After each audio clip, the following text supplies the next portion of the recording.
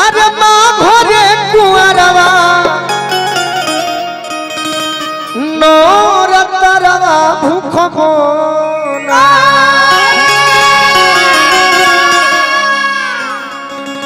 एक बार जिनको माँ ने दोनों हाथ दिया है एक बार दोनों प्रेम से हाथ उठाए सब कोई तनी हेनियों से उठा ली तनी माता बहन सब हेनियों से उठाए शत्रुघ्न भैया हाथ उठा रहे के चाहिए अब प्योर भोजपुरी भाषा में गीत में प्योर देहाती फिर प्रयास करिए कि हिंदी भी सुनाए हाँ जी कि चैतो असहवा भूखबो अरे माँ घरे कुंवरवा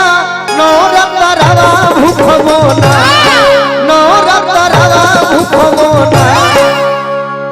जे जे चाहता कि माई के कृपा होखे दोनों हाथ उठा रहे के छे तो फालहरवा नीरहरवा नौरतरवा भूखबो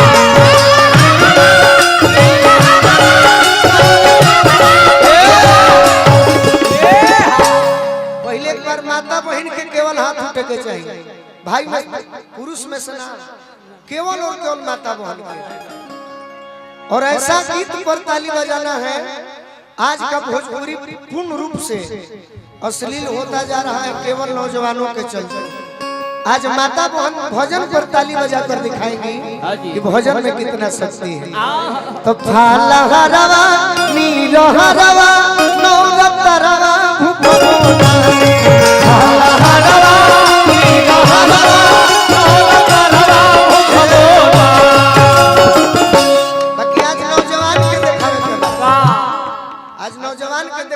कि नहीं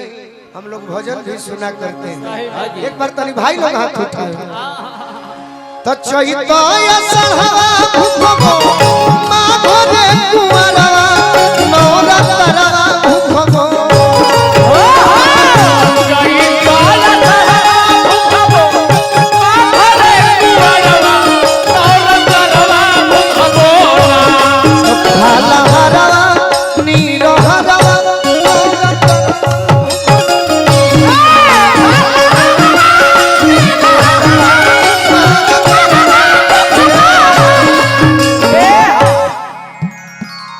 जब भी भजन की बात की जाए बैठो मुकेश बड़े भैया एने ओने करबा तो हम फैटो गिराइला क्योंकि भजन को सुनना पड़ेगा डूबना पड़ेगा उसमें नहीं तो गरीब भजन में भी पियावा सही है अभी हम ये गीत गाओ तनी नो उतना मजा ना आई जितना वो गीत गाई अमवाला मवाला पिया हो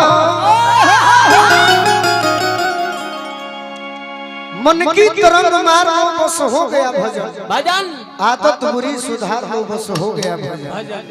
भजन कोई बड़ी चीज नहीं है लेकिन भोजपुरी जगत के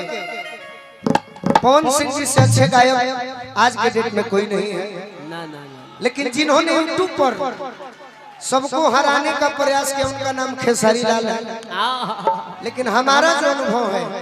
हम जिन्हें गुरु मानते आ रहे हैं भरत शर्मा जी का भजन आज तक किसी का जवाब ही नहीं है जिन्हें हम फॉलो करते हैं कौन सा गीत धोवत धोवत तोहरो मंदिरवा खियले हो तब नाही काहे मैया दया दयाले हो तब नाही काहे मैया दया दयाले हो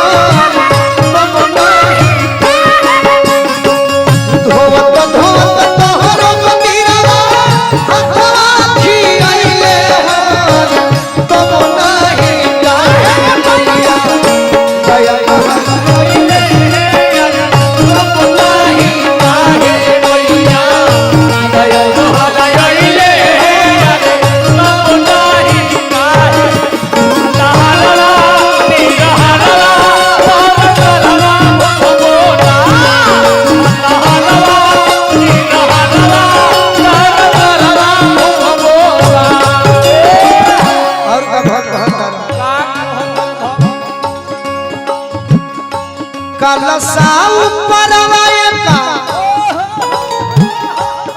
समझ में आवता भोजपुरी ना तो कोनो दिक्कत नहीं है, सब गीत हो जाए, सब तैयारी बा। कलसा परवाए का रंग के हरवा नौरत